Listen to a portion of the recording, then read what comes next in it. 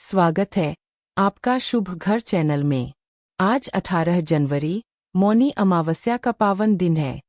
ऐसा माना जाता है कि आज इस खास मंदिर में किया गया एक छोटा सा उपाय आपकी किस्मत को पल भर में बदल सकता है।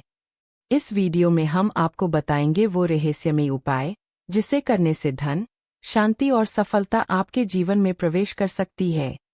तो वीडियो को अंत तक जरूर देखें और इस पावन जानकारी का पूरा लाभ उठाएं। वो वाक्य है, मौनी अमावस्या का दिन इस मंदिर में किया गया उपाय तुरंत असर दिखाता है। बस इतना ही। पहली बार पढ़ने में ये एक सामान्य दावा लग सकता है, लेकिन जब आप रुककर सोचते हैं तो महसूस होता है कि इस एक लाइन में कितनी ताकत है। तो आज हम इसी वाक्य की गहराइयों में उतरेंगे। हमारा मिशन सिर्फ इसका मतलब समझना नहीं, बल्कि ये जानना है कि इसे इस तरह से बनाया क्यों गया है। इसकी बनावट है ना? हाँ, इसकी बनावट। कौन से शब्द हैं जो इसे इतना असरदार बनाते हैं और ये हमारे मन पर कैसे काम करता है। बिल्कुल। तो चलिए इस एक वाक्य की पहेली को मिलकर सुलझाते हैं। तो शुरू कहां से करें? मुझे लगता है इस वाक्य में जो पहली चीज खींचती है वो है इसका समय। मौनी अमावस्या। हाँ, मौनी अमावस्या। ये कोई भी आम दिन नहीं है। ये कहते ही इस पूरे दावे को एक खास वजन मिल जाता है, एक तरह की क्या कहते हैं, पारंपरिक अथॉरिटी। बिल्कुल।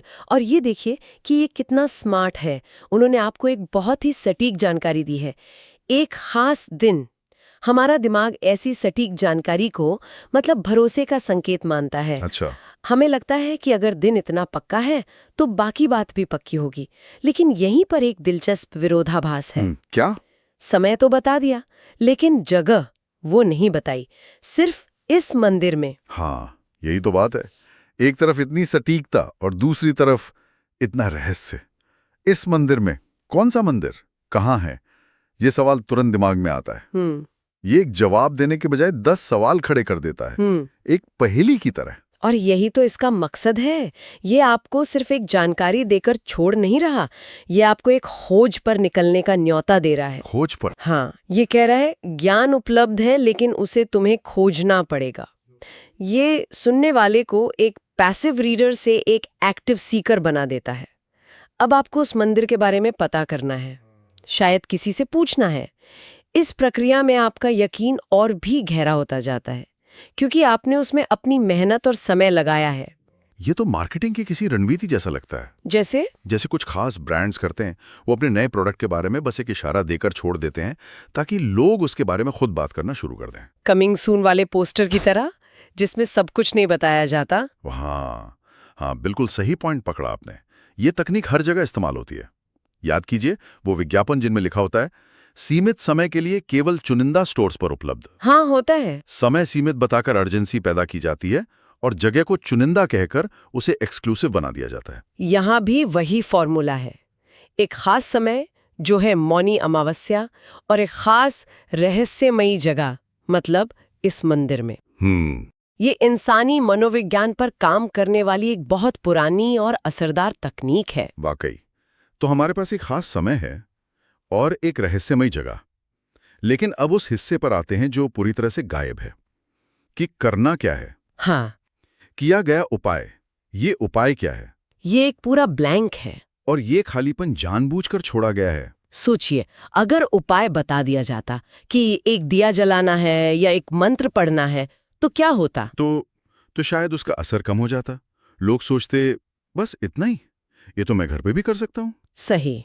या फिर वो उस उपाय पर तर्क वितर्क करने लगते कि ये वैज्ञानिक है या नहीं। बिल्कुल। जो चीज आसानी से मिल जाती है उसकी कीमत कम हो जाती है। जब उपाय को गुप्त रखा जाता है तो ये एहसास होता है कि ये कोई मामूली ज्ञान नहीं है, ये पवित्र है, गुप्त है और शायद हर किसी के लिए नहीं है। अच्छा। ये उसकी कीमत को कई गुना बढ़ा देता है। ये एक तरह का मनोवैज्ञानिक सिद्धांत है जिसे स्कैर्सिटी प्रिंसिपल। हाँ, स्कैर्सिटी प्रिंसिपल या दुर्लभता का सिद्धांत कहते हैं। जो चीज दुर्लभ है वो हमें ज्यादा आकर्षक लगती है। ये ऐसा है जैसे कोई आपको बताए कि कहीं गढ़ा हुआ खजाना है लेकिन नक्शा ना दे। नक्शे का ना होना ही उस खजाने को और भी कीमती बना देता है। पर एक मिनट रुकिए, क्या ये हमेशा काम करता है? क्या ज्यादा अस्पष्टता लोगों को दूर नहीं कर सकती? अच्छा सवाल है। कुछ लोग तो ये भी सोच सकते हैं कि ये सब धोखा है। अगर उपाय असली है तो बताने में क्या हर्ज है। रहस्य और धोखे के बीच की लाइन तो बहुत पतली है। बहुत अच्छा सवाल है, और इसका जवाब इस बात में छिपा है कि यह संदेश किस तक पहुंच रहा है। ये एक तरह का फिल्टर है। फिल्टर? हाँ, जो व्यक्ति पहले से ही संदेह में है उसके लिए यह रहस्य धोखे का सबूत बन जाएगा। वो इसे सिरे से खारिज कर देगा। लेकिन जो व्यक्ति पहले से ही विश्वास की तलाश में है या किसी समाधान की उम्मीद कर रहा है, उसके लिए ये रहस्य उसके विश्वास को और गहरा करने का काम करेगा। मतलब ये संदेश अपने लक्षित दर्शकों को, अपनी टारगेट ऑडियंस को बहुत अच्छे से जानता है। बिल्कुल। ये उन लोगों के लिए नहीं है जो हर चीज में सबूत मांगते हैं। ये उन लोगों के लिए है जो विश्वास करने के लिए एक वजह ढूंढ रहे हैं। सही कहा। ये संदेहियों को बदलने की कोशिश नहीं कर रहा, ये विश्वासियों को और पक्का कर रहा है। ये उन्हें एक यात्रा पर भेज रहा है जिससे उनका विश्वास सिर्फ एक विचार न रहकर एक अनुभव बन जाए। इस लिहाज से ये बहुत ही कुशल संचार का उदाहरण है। ठीक है, तो मान लेते हैं कि कोई साधक उस मंदिर को ढूंढ लेता है, उस गुप्त उपाय का भी पता लगा लेता है। अब हम इस वाक्य के आखिरी और शायद सबसे शक्तिशाली हिस्से पर आते हैं। तुरंत असर दिखाता है। हाँ, तुरंत शब्द। यहां आकर तो सारा खेल ही बदल जाता है। हाँ, बिल्कुल। ये शब्द ही इस पूरे दावे का इंजन है। हम एक ऐसी दुनिया में रहते हैं जहां धैर्य रखना सिखाया जाता है। अच्छी सेहत के लिए महीनों लगते हैं, करियर बनाने में सालों लगते हैं, रिश्तों को संवारने में पूरी जिंदगी लग जाती है। और यहां वादा है तुरंत असर का। ये तो नूडल्स के पैकेट पर लिखे 2 मिनट में तैयार जैसा है। बिल्कुल वही। पर यहाँ तो जिंदगी की समस्याओं के समाधान की बात हो रही है। सही। आपका उदाहरण एकदम सटीक है। यह हमारी इंस्टेंट ग्रेटिफिकेशन यानी तुरंत समाधान पाने की गहरी मानवीय इच्छा को सीधे तौर पर निशाना बनाता है। हम दर्द से तुरंत राहत चाहते हैं, अनिश्चितता से तुरंत छुटकारा चाहते हैं। इंतजार करना मुश्किल काम है। ये तुरंत शब्द उस इंतजार की पूरी प्रक्रिया को ही खत्म कर देता है। ये कहता है आपको सब्र करने की जरूरत नहीं है, नतीजा आपकी आंखों के सामने होगा अभी। और ये विश्वास और सबूत के बीच की रेखा को भी धुंधला कर देता है ना? कैसे? अगर कोई कहता कि उपाय असर दिखाएगा तो ये भविष्य की बात होती, एक उम्मीद होती। अच्छा। लेकिन तुरंत असर दिखाता है कहना इसे एक तथ्य की तरह पेश करता है जिससे आप वही खड़े खड़े जांच सकते हैं। आपने बिल्कुल सही नस पकड़ी है। ये बहुत चालाकी से विश्वास को एक वैज्ञानिक प्रयोग जैसा बना देता है। जैसे लैब में। हाँ, जैसे लैब में आप 2 केमिकल मिलाते हैं और तुरंत रिएक्शन देखते हैं।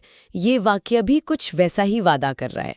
ये कह रहा है सही समय प्लस सही जगह प्लस सही क्रिया इज इक्वल टू तुरंत परिणाम। एक फॉर्मूले की तरह। बिल्कुल। ये विश्वास को एक भरोसेमंद फॉर्मूले में बदल देता है। ये सुनने वाले को यकीन दिलाता है कि वो अपने विश्वास को हकीकत में बदलते हुए देख सकेगा। और ये विचार बहुत ही शक्तिशाली है। और ये तुरंत वाला वादा हमें सिर्फ यहाँ देखने को नहीं मिलता। सही। राजनीति में भी इसका खूब इस्तेमाल होता है। अब होगा न्याय या अच्छे दिन आने वाले हैं जैसे नारे, ये सब कहीं ना कहीं उसी तुरंत बदलाव की उम्मीद पर टिके होते हैं। बिल्कुल। राजनीतिक नारे अक्सर प्रक्रिया की जटिलताओं को नजरअंदाज करके सीधे परिणाम का वादा करते हैं। अब, नाउ, तुरंत ये शब्द बहुत शक्तिशाली होते हैं क्योंकि ये लोगों को धैर्य रखने के मुश्किल काम से मुक्त कर देते हैं। हाँ, एक आसान रास्ता दिखाते हैं। और विज्ञापन की दुनिया तो इसी पर चलती है। 15 दिन में गोरापन, 30 दिन में वजन घटाएं, एक ही वॉश में दाग साफ। सही है। कोई ये नहीं कहता कि धीरे धीरे असर होगा। हर कोई तुरंत परिणाम का जादू बेचना चाहता है। तो जब हम इन सभी टुकड़ों को एक साथ जोड़कर देखते हैं, एक खास समय जो इसे वजन देता है, एक रहस्यमयी जगह और एक गुप्त क्रिया जो जिज्ञासा जगाती है, और एक तुरंत परिणाम का शक्तिशाली वादा, तो हमारे सामने क्या तस्वीर उभरती है? तस्वीर ये उभरती है कि ये सिर्फ एक वाक्य नहीं है, ये एक बहुत ही सावधानी से तैयार किया गया मनोवैज्ञानिक टूल है। एक टूल। हाँ। एक फॉर्मूला है।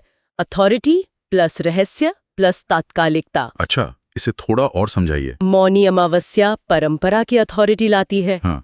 इस मंदिर और उपाय रहस्य और विशिष्टता का भाव पैदा करते हैं। ठीक है। और तुरंत असर हमारी तात्कालिकता की इच्छा को पूरा करता है। हाँ। ये तीनों मिलकर एक ऐसा कॉकटेल बनाते हैं जिसका असर होना लगभग तय है, कम से कम उन लोगों पर जो समाधान की तलाश में हैं। तो इसका मतलब ये हुआ कि इस एक वाक्य से हम ये सीख सकते हैं कि हमारे आसपास की दुनिया में हमें अपनी तरफ खींचने के लिए भाषा का इस्तेमाल कैसे किया जाता है। बिल्कुल। चाहे वो सोशल मीडिया पर कोई पोस्ट हो, कोई विज्ञापन हो या किसी नेता का भाषण।